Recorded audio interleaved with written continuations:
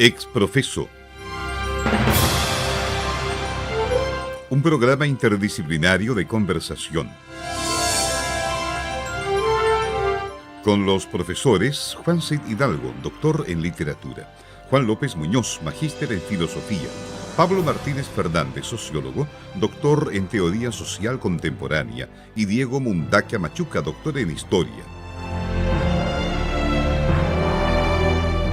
Este programa es un proyecto de la Dirección de Extensión y cuenta con el patrocinio de los departamentos de Español, de Filosofía, de Historia, de la carrera de Bachillerato en Humanidades y del Decanato de la Facultad de Humanidades y Arte.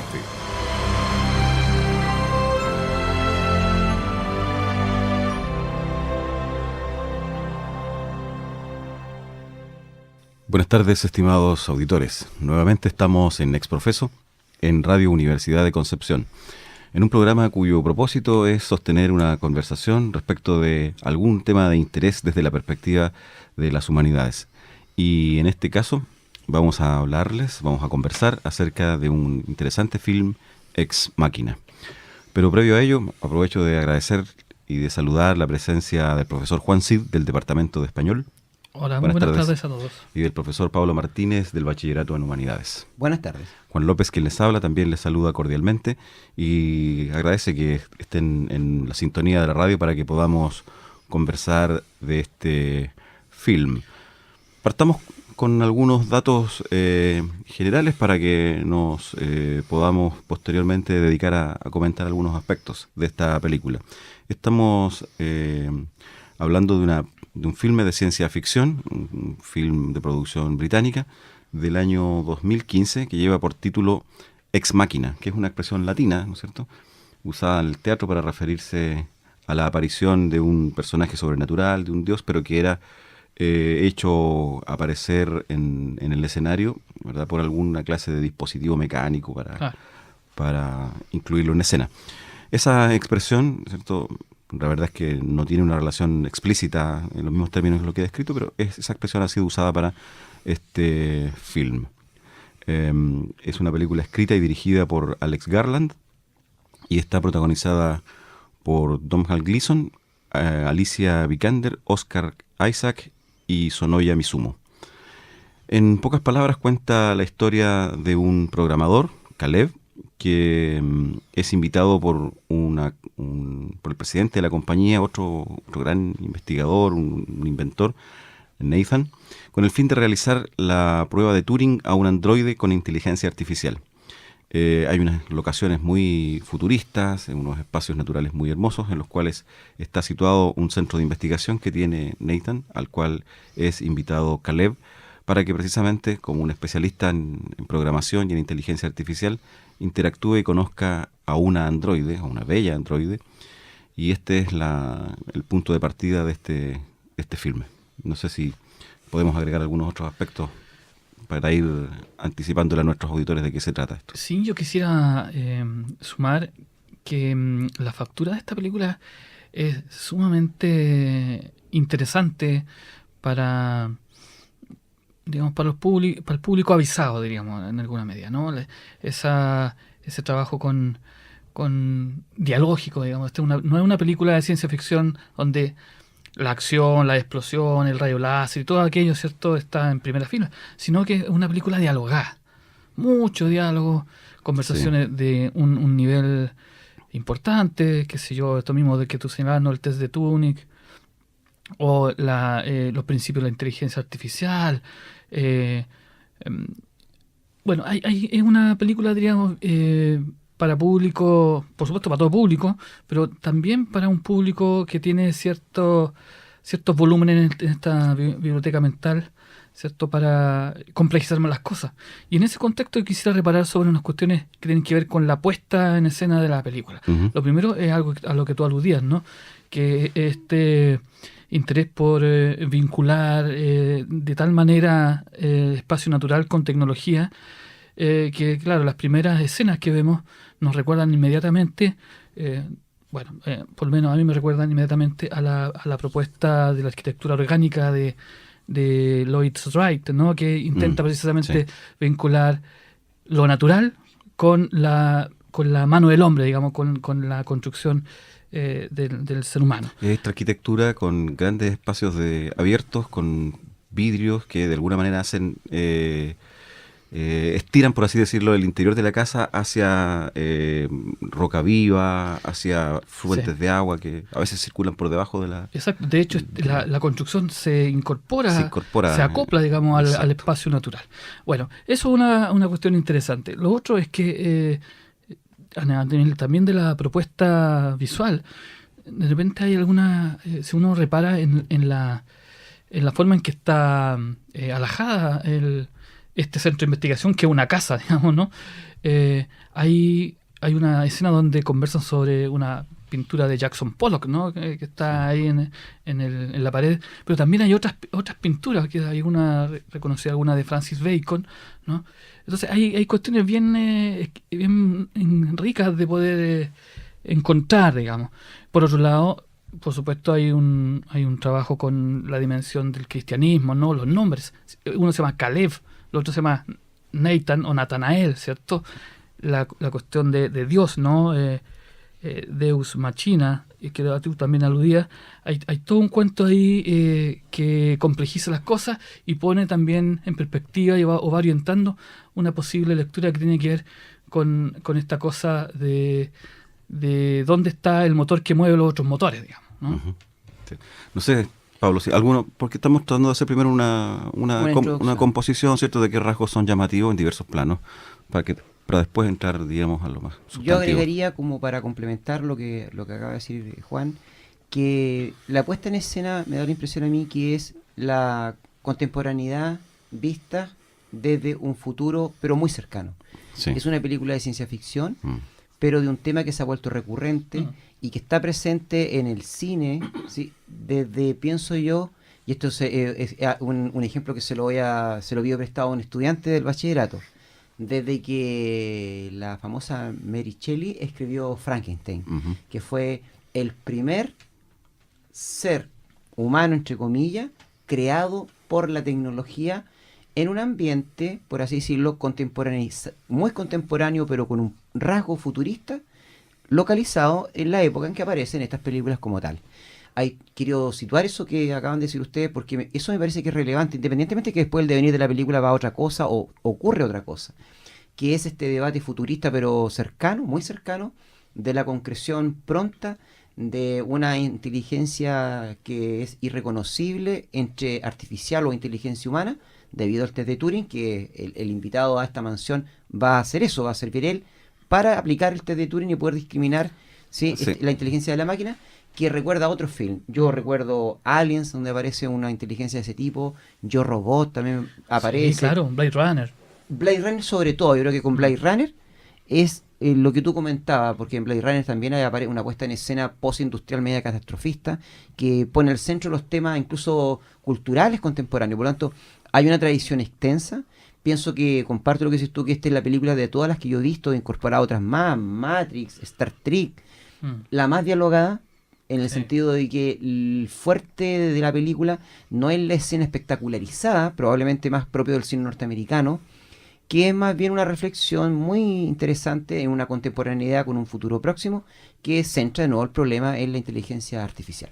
Aun cuando ganó el premio a Oscar a los mejores efectos especiales. Claro, eso no niega al otro, ¿no es cierto? Claro, es que hay un detalle de la producción y es que se usaron pocos efectos especiales durante la filmación y hay una gran intervención en la postproducción, en la que se intervino y claro, ahí hubo varios reconocimientos. Yo quisiera solamente puntualizar o mencionar que hay una banda sonora muy cuidada, está a cargo de dos músicos, uno de ellos un productor, compositor, productor, especialmente conocido por trabajos para televisión, que es Ben Salisbury, y otro músico, ¿verdad?, que es Geoffrey Paul Barrow, quien es integrante de Portishead. Se nota la mano de dos músicos que prepararon algunos temas para el film, les da un carácter bien especial del alma, ¿cierto?, de mucha interioridad, música algo ambient, Eh, Ese es un aspecto bien llamativo. Lo otro, bueno, quisiera subrayar lo de la arquitectura contemporánea, ciertos espacios que hablan de una tecnología muy avanzada, pero que incorpora el aspecto ecológico. Fíjate tú que la Blade Runner, por ejemplo, es un filme holocausto, ¿no es cierto? futurista, Claro. pero claro, con una mirada muy sombría respecto de las posibilidades del hombre dentro De la tecnología. del espacio, de la Tierra, de la tecnología. Pero en este caso es toda la metáfora visual te habla de una tecnología limpia, ¿verdad? Respetuosa del ambiente. A mí me llegó a molestar de tan limpio Higienizada total. higienizada total, ¿no La es cierto? tecnología Bueno, higienizada. yo creo que es un recurso expresivo, visual expresivo, que habla de la posibilidad de totalizar el control Exacto. del ambiente, ¿verdad? Y disponerlo para su utilización, en este caso en un proyecto de investigación o en manipulación tecnológica, lo que fuera. Entonces, la arquitectura presente en la película, el atuendo de los actores, ¿cierto? También el diseño del robot, que es muy grácil, ¿verdad? Muy cuidado Muy estéticamente. cuidado estéticamente, ¿cierto? Es una máquina que como máquina es muy bonita y además tiene un rostro femenino muy bello, incorporado. Seductora, claro. Claro, entonces todos esos aspectos hablan de un film bien interesante. Eh, Ahora, antes de que nos vayamos a la pausa, vamos a dejar adelantado, ¿cierto? Que tal como ya ha sido señalado o indicado en un par de ocasiones ya, tenemos un personaje, Caleb, ¿cierto? Que es un especialista en inteligencia artificial, un programador muy joven, quien es invitado y el propósito de su incorporación a este proyecto consiste en que el Nathan ha desarrollado durante largo tiempo y en forma muy reservada un proyecto de inteligencia artificial que se ha plasmado en una androide o en una... La expresión es un tanto problemática porque en realidad es un robot de sexo femenino o de características femeninas. Eh, Ginoide, escuché que leí en algunas partes, Sí. que en algunas páginas que se le describe, pero no sé si ese término será un neologismo, no sé. La cosa es que el propósito es que él pueda interactuar y, tal como se ha dicho, existe un test conocido como el test de Turing, en el cual un candidato, una persona interactúa con una máquina y el propósito es descubrir si con quien está interactuando, intercambiando mensajes, es realmente un ser humano o es una máquina. En este caso es un test algo modificado porque claro, Caleb sabe que es un robot con quien está interactuando. Y el robot también sabe que es un robot. El punto para el cual él está desafiado es llegar a ver si, sabiendo eso, es capaz de albergar la sospecha o la creencia de que hay inteligencia en esa máquina. O también decirlo de otra manera, si la máquina, sabiendo que es máquina, es capaz ella de saber y de reconocer si tiene conciencia de sí mismo a pesar de ser máquina. Bien, hoy día vamos a escuchar música de este film y vamos a oír en primer lugar Skin.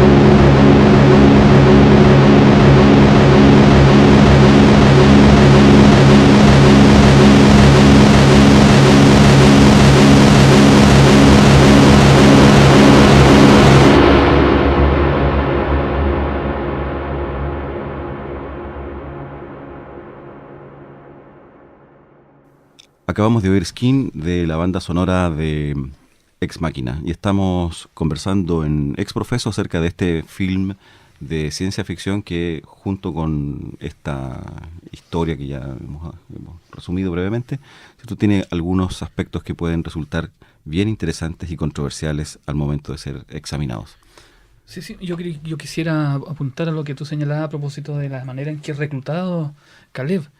Esa forma de reclutarlo es muy similar, ¿no?, a la de Neo en Matrix, claro, ¿no?, que recibe un mensaje en el computador de otro alguien que está por allá, ¿no? A mí lo que me llama poderosamente la atención es que efectivamente pareciera ser que la tecnología está higienizada absolutamente. Y esto queda súper de manifiesto por varias razones. El centro de estudio, centro de investigación al cual es enviado Caleb, ¿no?, que está en el Polo Norte o en algún lugar donde hay hay mucho hielo, ¿no?, pero también hay verde, también hay ríos, ¿no? Es un lugar donde no transitan montones de científicos, digamos, con sus overoles blancos y gastando todo el tiempo del día mirando cosas en laboratorio, sino que es Nathan, que es supuestamente el dueño, ¿no?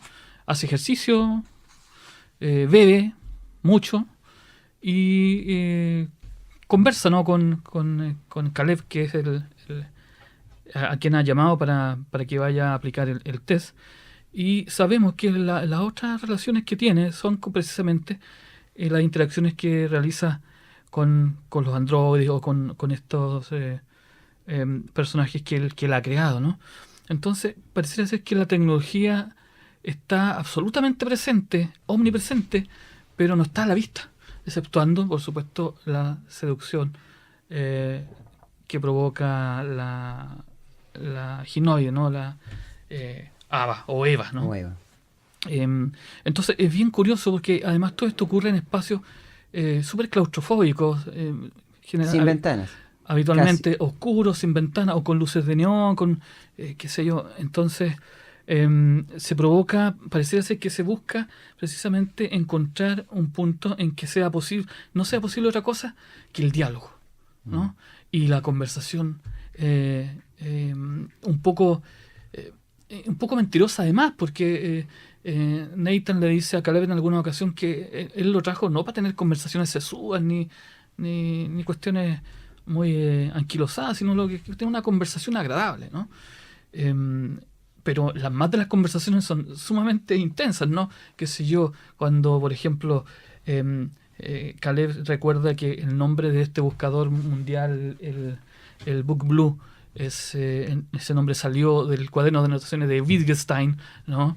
O que, qué sé yo, otras referencias muy cultas, ¿no?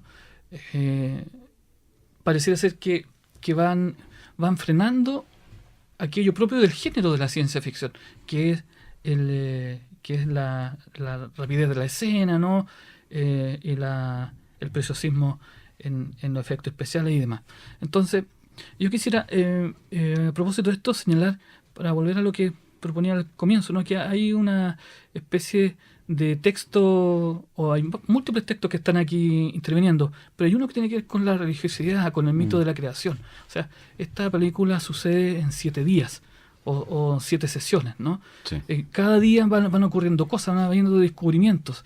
Y Caleb, si ustedes son nacidos lectores de la Biblia, nuestros auditores, tal vez recordarán que Caleb fue uno de los espías, ¿no?, que envió Dios a reconocer el paraíso, el Canaán, ¿no? Y Caleb fue uno de los que volvió junto a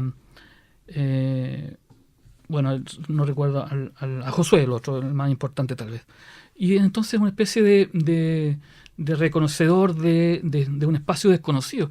Y acá Caleb lo que hace es eso, ¿no? Va un poco a ciegas y tiene que ir a conocer este espacio para que y él se le ha entregado de algún modo la toma de decisión respecto de si ese ser con el cual va a interactuar tiene inteligencia o no tiene, y eso puede tener implicancias universales, ¿no?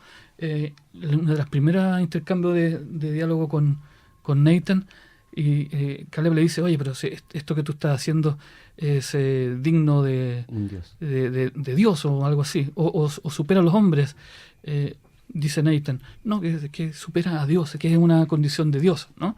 Y ahí es donde yo creo que dialoga perfecto esto del Deus ex machina, ¿no? Que son estas máquinas propias del teatro clásico que intentan hacer intervenciones, ¿no? en la escena,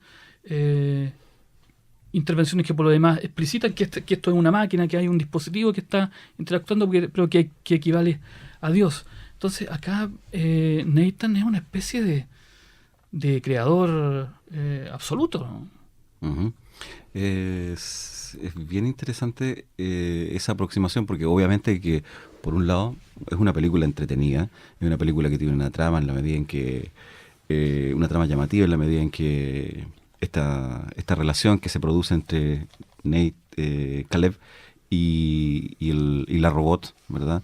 Poco a poco va trascendiendo la mera relación de un investigador con una máquina, y en algún momento da la impresión de que la astucia de Nathan, el que organiza todo esto, consiste en que este observador, vamos a decir así, este evaluador que viene a examinar el robot, el androide, ¿cierto? Más bien es él el que está siendo testeado en esta experiencia.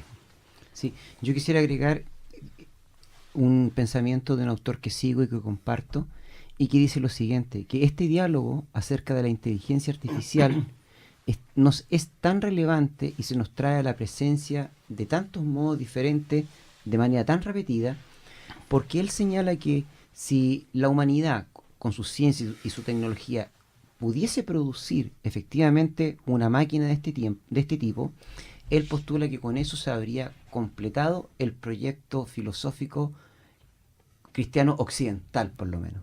Que según él es un proyecto divino.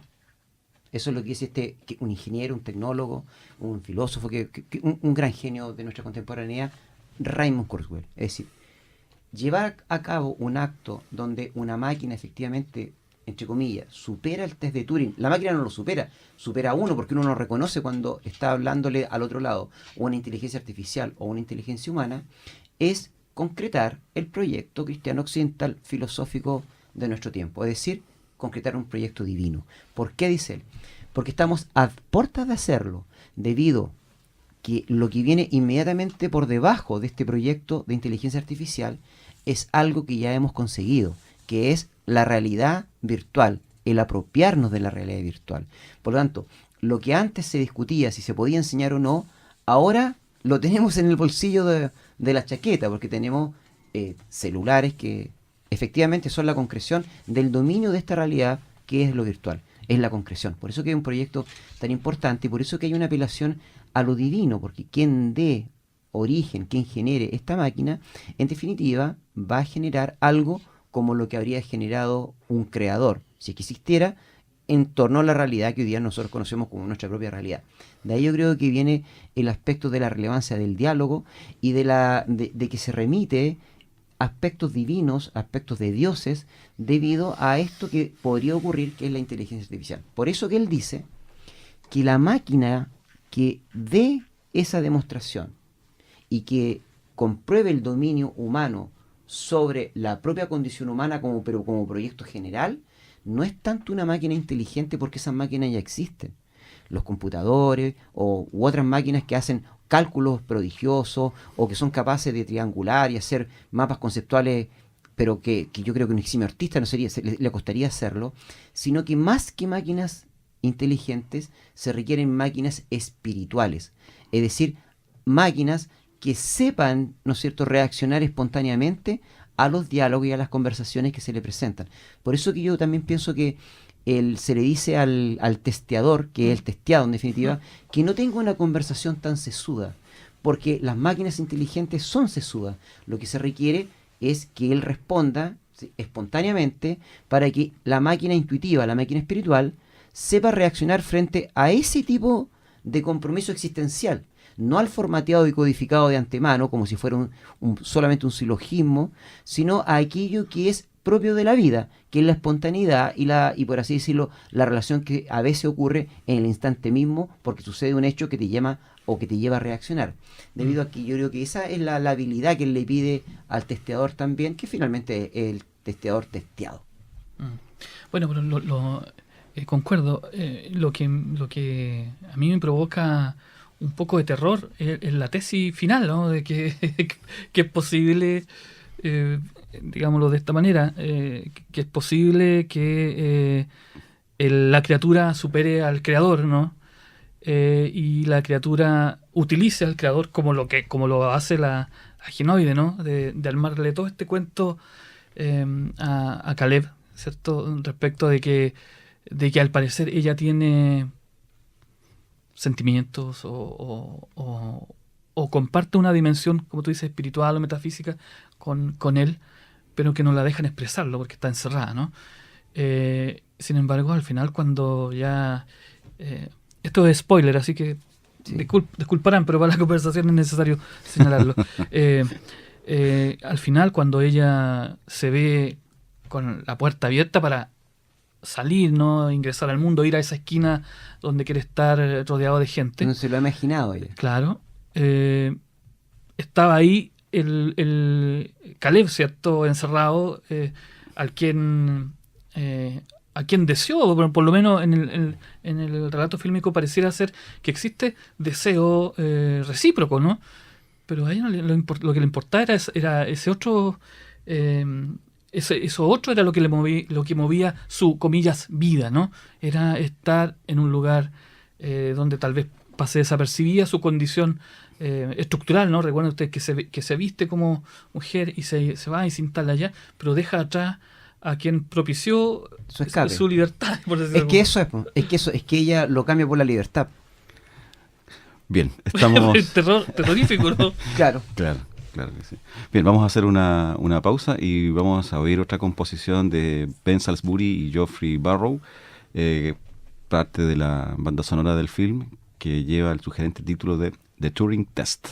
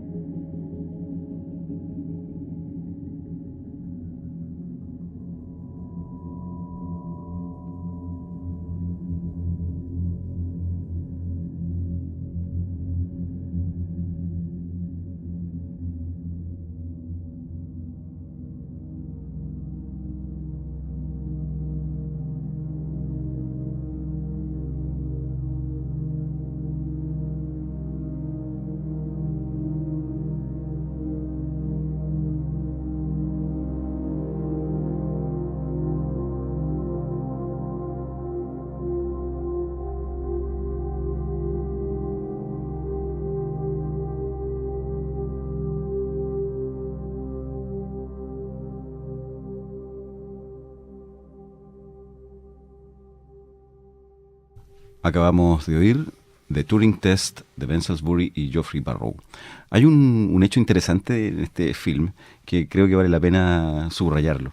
El tema, ustedes ya lo pusieron de manifiesto, ¿verdad? Es la posibilidad de que un ser humano, mediante el uso del conocimiento y de la tecnología, cree una máquina, ¿verdad?, que pueda ser indiscernible de otro ser humano, por su inteligencia, por lo que sea. Ahora, este es un tema de larga data en la ficción, en la literatura y en el arte occidental, como se puede decir, ¿no es cierto? Por un lado, ya mencionaste tú la explícita fabricación de un hombre en el caso de Frankenstein, que es probablemente, no sé, de las primeras o por lo menos de las más conocidas ideaciones post-revolución industrial, claro, de este tema. Pero hay un antecedente muy ilustre en la historia de la literatura, que es el caso del Golem, ¿no es verdad? Sí. La leyenda de la creación de un coloso de piedra por parte de un rabino, ¿cierto? El rabí Judah Loew, en la leyenda de la creación del Golem en la judería de Praga. Donde a partir de ciertos encantamientos y la utilización de barro y arcilla, por lo tanto esta es una metáfora preindustrial, claro, ¿no es cierto? Claro. Pero el efecto es el mismo, es decir, se crea un ser animado. Con todo, ¿verdad? La intervención humana para crear una obra que compita con Dios está también en el relato de la Torre de Babel, ¿no es cierto? Claro. Y justamente estas intervenciones técnicas, ¿no es cierto?, parece que de alguna forma intentan replicar esta otra figura que es la de la creación de un hombre a partir del barro al cual se le insufla el espíritu. Por eso es que no me parece para nada descabellado el hecho de que tú hayas hablado de las máquinas espirituales. Ahora, es interesante destacar, ¿no es cierto?, que la idea de espíritu y la idea de inteligencia no son dos cosas que estén tan divorciadas. Claro, nosotros al hablar de máquinas espirituales e inteligencia artificial suenan como dos cosas bien distintas, pero en último término, ¿verdad?, la idea de psique, la idea de un alma, ¿cierto?, en la terminología clásica, me refiero al léxico de los filósofos griegos, no constituyen dos acepciones distintas ni separadas, sino que la idea de psique incluye, ¿verdad?, la inteligencia y desde luego la idea de ser animado, por lo tanto de tener vida. De modo que el film, al tratar este tema y tratarlo como una película que también funciona en el plano de la mera entretención, al tratarlo así, y al hacer presentes numerosos significantes como los que ustedes han destacado, que remiten de alguna manera a estos temas y a estos problemas que son parte de la tradición cultural occidental, también ofrece la posibilidad de ser leído como una reflexión en torno a este asunto, ¿verdad? Y es que en la modernidad, en la época contemporánea, el desarrollo de la ciencia, del conocimiento, de la tecnología, nuevamente colocan al ser humano frente a esta tentación, digámoslo así, ¿no es cierto?, de competir con Dios en la creación de un nuevo ser, en este caso un robot femenino, no solo bello, sino que además inteligente y capaz de armar una compleja trama para poder engañar a su fabricado, a quien la fabricó o la creó, para poder adquirir la libertad y aparecer en medio de una masa de seres humanos donde se pierde. Indiscernible. Donde se vuelve indiscernible. Y además es Eva, ¿no? Claro. Y esa Eva está viendo el mismo gesto de la otra Eva, ¿no? Claro, porque puede ser la madre de multitudes. De una nueva generación. De una nueva generación. Claro que sí. Oigan, colegas, no sé si usted comparte conmigo o no, pero el género ciencia ficción en términos habituales se le considera menor, ¿ah? Siempre se le endosan esos prefijos de sub, ¿no? Se percibe como menor. Sin embargo, bueno, yo no soy un gran amante de la ciencia ficción, pero si uno va notando ciertos hitos, como los que recordaba Pablo al comienzo de algunas películas como Yo Robot, Blade Runner, Matrix y demás, uno puede constatar que hay ciertas ideas que son fuerza, digamos, o consistentes en el género. Y una tiene que ver precisamente con esta, al menos con la duda, ¿cierto? De la posibilidad de que un robot o que una creación mecánica pueda o no tener sentimientos o sensaciones. En Yo Robot, ¿cierto? Una de las escenas interesantes, esa película es basada en un texto de Asimov, por lo tanto, un escritor que ha pensado la ciencia ficción a niveles que no lo sospechamos. Una de las tesis es que si usted toma un grupo de robots, acá son robots, son mecánicos, no como en Ex Machina, que es una mujer, digamos, con cara de mujer. Bueno, los robots, los que son mecánicos, si los encierran todos en un container, la pregunta es ¿por qué tienden a juntarse? ¿Por qué no se queda cada uno en su esquina? Tienden a juntarse porque hay un componente espiritual, extramecánico, como queramos llamarlo, pero que los hace empatizar entre ellos, ¿no? Y eso lo podemos notar inclusive ya desde los albores de la ciencia ficción en el cine, ¿no? En Metrópolis, de Fritz Lang, recordarán ustedes que esta máquina, ¿no? También hace sentir afecto, ¿no? a su creador y parece ser que la máquina también siente cosas, ¿no? por un sujeto de otro género, como el género humano. Por lo tanto, pareciera ser que hay ideas, fuerzas que aquí, en el ritmo de esta película, que no es el ritmo de la ciencia ficción habitual, insisto, en el ritmo de esta película parecieran ser o querer ser más atendibles que en un registro tal vez más veloz de ciencia ficción. El punto está que cuando se quiere dar vida a una generación de máquinas espirituales, en definitiva es la metáfora de la vida humana, porque si somos capaces de generar una entidad, en este caso una máquina espiritual, que supera o que aún no lo hace superar el test de Turing, es decir, que informa, que tiene conciencia de sí mismo, independientemente de lo que informe no sea una conciencia de sí mismo real, sino que sea virtual, es que hemos logrado reproducir nuestro propio camino ontológico. Por eso que es tan relevante para la ciencia ficción, en este caso, que es la que puede empujar y desrealizar la vida cotidiana tal como la conocemos, la puede empujar porque puede jugar a la perspectiva. En definitiva, estamos jugando a la perspectiva humana, en este sentido, es decir, de reproducir ontológicamente vía las ideaciones científico-técnicas, tecnocientíficas, nuestra propia realización, es decir, ser nuestros propios creadores y, en ese sentido, zafarnos del creador.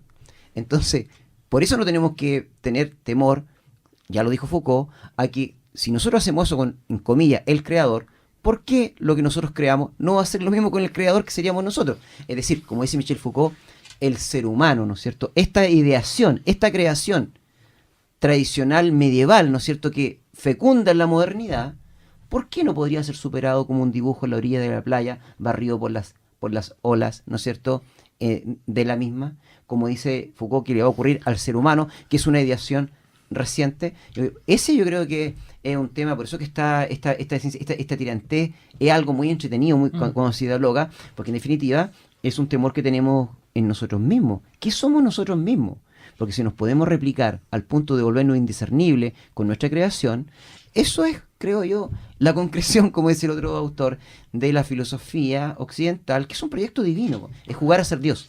Bueno, ahora, en la película, perdona, hay un momento donde se hacen esa pregunta, digamos, de qué pasa si el test de Turing sale positivo.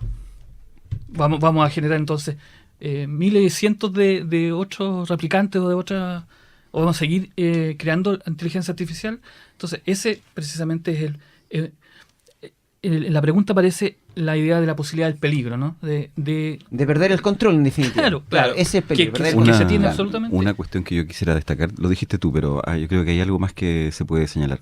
Y es que en la actualidad, en el momento, en nuestro siglo, ¿cierto?, desde hace algún tiempo ya, pero especialmente ahora, el cine, y en este caso el cine de ciencia ficción, ha adquirido una madurez, digámoslo, o ha adquirido una calidad no solamente en la producción fílmica, sino que también en la factura técnica, sino también en los contenidos, de tal índole que hay algo que alguna vez discutimos en una escuela de verano que está dedicada al cine, y es que si es el cine un tipo de expresión en este caso audiovisual, pero que puede sostener un discurso filosófico, Eso. ¿no es cierto?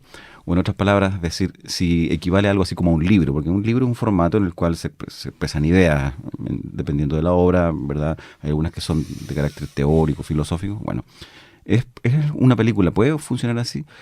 La verdad es que a esa pregunta yo respondería afirmativamente.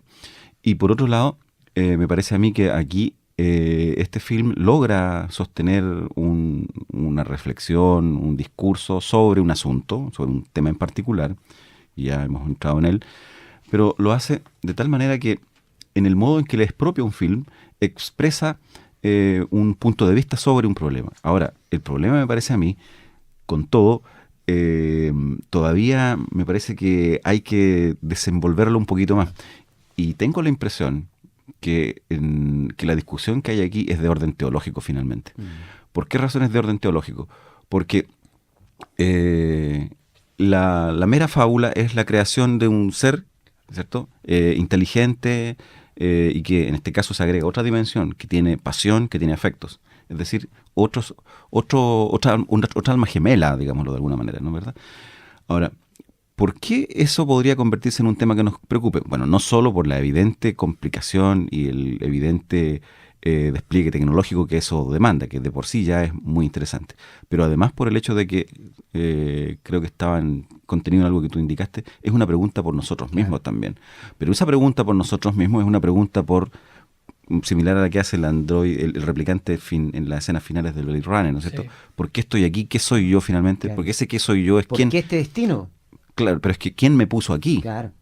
¿Quién está antes que yo como que despierto a la conciencia? Claro. Es una cuestión que finalmente, dejando la película de lado y todas las sofisticaciones tecnológicas o los problemas de orden filosófico, es la pregunta que de uno cuando se mira al espejo en la mañana, ¿no es cierto?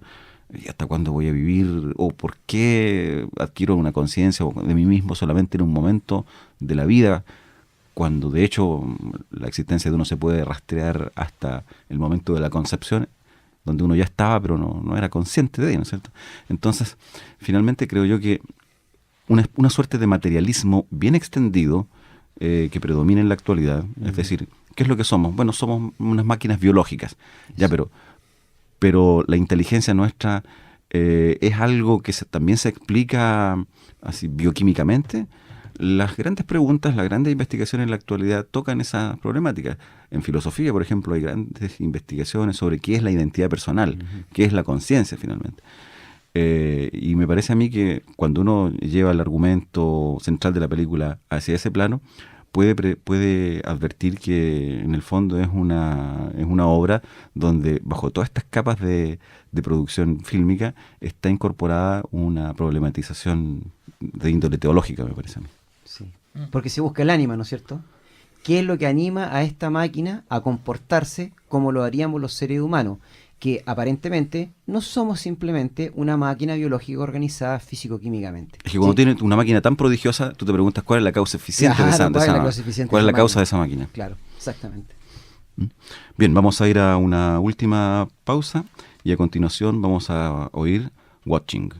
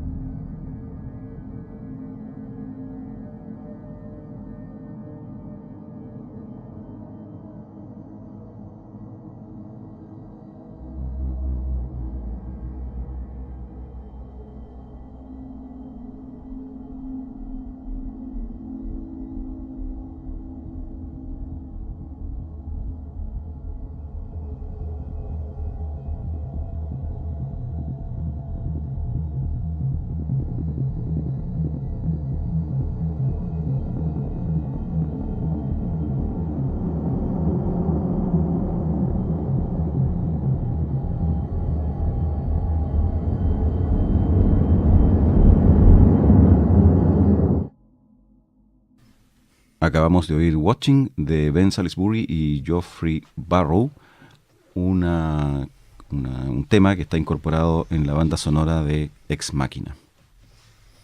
Sí, yo quisiera recordar y recomendar la película por las actuaciones. Oscar Isaac es un actor que he seguido algo y me parece que es Nathan en la película, el dueño de la empresa, el empresario, digamos, este señor que en las mañanas hace ejercicio y en la tarde bebe.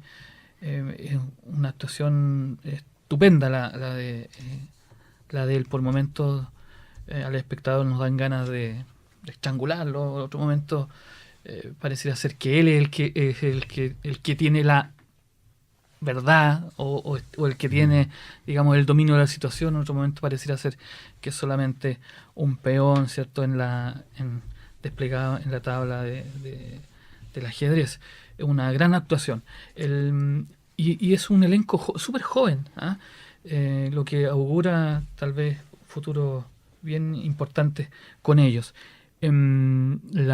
Quisiera decir un par de cosas de la otra androide, de la que tenía apellido japonés o nombre japonés. Y que da a las veces Kyoko. ser una ama de casa. Kyoko. Kyoko es un personaje, diríamos, secundario, pero que despliega tal vez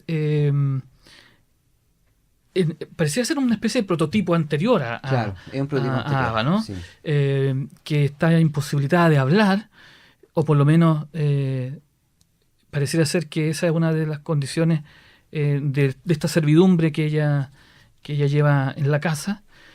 Sin embargo, es la protagonista de una de las escenas más importantes, tal vez, que es cuando ella se descubre, se desnuda, digamos, en una doble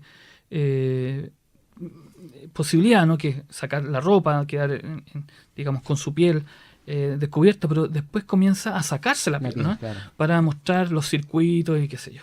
Entonces, es un personaje que no habla, pero que significa, digamos, podríamos decirlo, recordando esta escena, mucho, porque pareciera ser, como digo, una especie de prototipo, pero inclusive más sofisticado en alguna medida, porque ella tiene cuerpo recubierto de piel, en oposición a Eve, ¿cierto?, que no está recubierta de piel, aunque tiene todas estas otras posibilidades que le da esta famosa inteligencia artificial. Además, Kyoko es quien asesina, digamos, a Nathan, lo acuchilla, y después, Nathan, con un fierro o algo, de un solo golpe las desbarata, ¿no? Por lo tanto, me parece que es un personaje bien interesante, sobre todo a propósito de la última sesión o el último día, en que prácticamente no hay diálogo, no hay, o sea, hay pura música incidental, ¿cierto? Y la salida o la huida de Ava, cuando ella va a buscar la ropa para vestirse, ¿no? Abre como gavetas, ¿no? Y adentro hay como especie... Otros prototipos. Claro, como pieles Claro. para cubrirse, ¿no? Y poder irse. Una de esas era Kyoko. No, pero ¿no te parece a ti que esta doble desnudez es para que ella indica con esta doble desnudez decir yo también existo? ¿Sí? Porque ella, digamos, está sometida a una vida de servidumbre de todo tipo a todo esto, ¿eh? De todo tipo. Porque sí. el genio además abusaba de ella en orden del lenguaje y otros órdenes, además, abusaba. Entonces, al desnudarse y sacar su ropa y después sacar su piel y mostrarse tal cual ella es, su circuito a la vista, de algún modo está diciendo yo aquí estoy también, yo existo. Que es un alegato humano, ¿no es cierto? ¿Sí? De una condición esclavizada, pero que sigue siendo humano y por eso rescata su deseo de fugarse y de decir yo también existo. Yo sí quiero comentar, ahora porque ustedes lo decían que esto tiene a veces profundas relaciones filosóficas, yo quiero simplemente señalar que hay un texto muy, muy sofisticado, pero muy entretenido además, de un famoso filósofo norteamericano, Richard Rorty, asociado con la deconstrucción, pero también con el pragmatismo, muy interesante, que escribe un libro que se denomina La filosofía del espejo de la naturaleza. que ha sido considerado una especie de deconstrucción de la psicología anglosajona, y dentro de ese escribe un capítulo que se denomina Personas sin mente, y dentro del capítulo un pequeño ensayo que se denominan Los Antípodas, en donde él hace el siguiente juego: un grupo de científicos terrestres viaja a otro planeta, en ellos van científicos y filósofos, llegan al otro planeta, ahí están estos otros seres que eran en todo sentido similares a nosotros, solo que no sabían o no tenían mente. Entonces todo ese pequeño dedicatoria está para dar a resolver si los antípodas efectivamente no tienen mente o no saben que tienen mente, que es un poco la situación que se está viendo acá. Yo lo recomiendo porque es un artículo de filosofía. En la filosofía, el espejo de la naturaleza, Personas sin mente, los antípodas, para todos los seguidores que les interese profundizar en los aspectos todavía más profundos de lo que nosotros podemos hacer acá en el ámbito de la filosofía, de las ciencias sociales, de la humanidad. Yo insistiría en un aspecto del film, y es que tiene la particularidad de ser una gran obra de entretención, pero también una obra que puede ser leída en varios registros. Y en esos registros ya hemos dicho que trae varias preguntas que son del repertorio de las grandes interrogantes de la humanidad. Con todo, me parece a mí que habría que insistir en un aspecto, y es que trae incorporada una gran interrogante respecto de lo que es la condición humana. Ahora, esa condición humana me parece a mí que en el contexto del film y de las otras historias u tradiciones que hemos señalado, involucra el problema de cuál es la razón por la cual esta especie tan singular que constituimos los seres humanos tiene la capacidad de pensarse a sí misma, problematizar sus circunstancias, ¿cierto? Angustiarse por su temporalidad, por la extensión del tiempo en que vive, ¿verdad?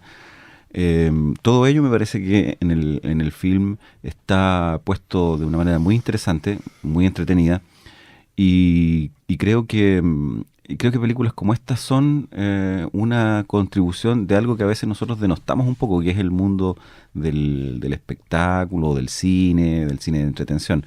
A veces se le dirige una mirada un poquito peyorativa, pero yo creo que, como hemos hecho aquí, si uno toma en serio algunas de las alusiones que hay en la película, puede tener una buena conversación, y como tú lo has hecho recientemente, puede llegar a interesantes textos en los que están recogidos, claro que de otra forma, algunos de las interrogantes que aparecen aquí, de modo que yo pienso que prestarle atención a este tipo de filmes es altamente recomendable. Además, en la ciencia ficción, como señalábamos hace algunos momentos, son frecuentes es frecuente que se plantee esta clase de asuntos. Uh-huh.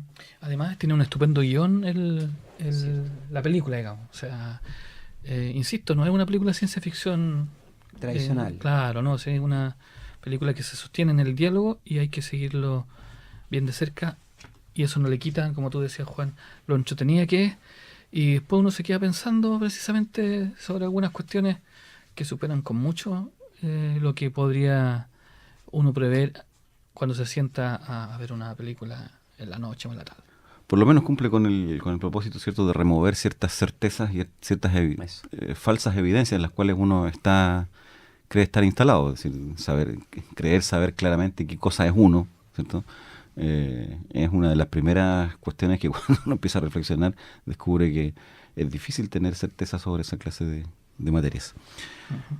Y como suele ocurrir en los diálogos de Platón, que la conversación, cuando ha alcanzado vuelo, llega también el momento de retirarse. Bueno, a nosotros nos ha ocurrido algo similar. Por supuesto que no estamos a la altura de los alados diálogos de Platón, sino que es una modesta conversación en la que esperamos haberles llevado un tema de interés hasta su casa en esta ocasión, a través de las ondas de Radio Universidad de Concepción.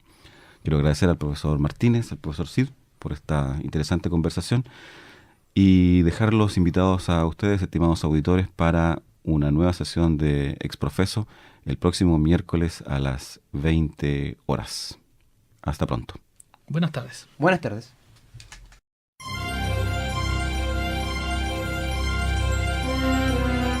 Exprofeso. Un programa interdisciplinario de conversación. Con los profesores Juan Cid Hidalgo, doctor en literatura, Juan López Muñoz, magíster en filosofía, Pablo Martínez Fernández, sociólogo, doctor en teoría social contemporánea, y Diego Mundaca Machuca, doctor en historia.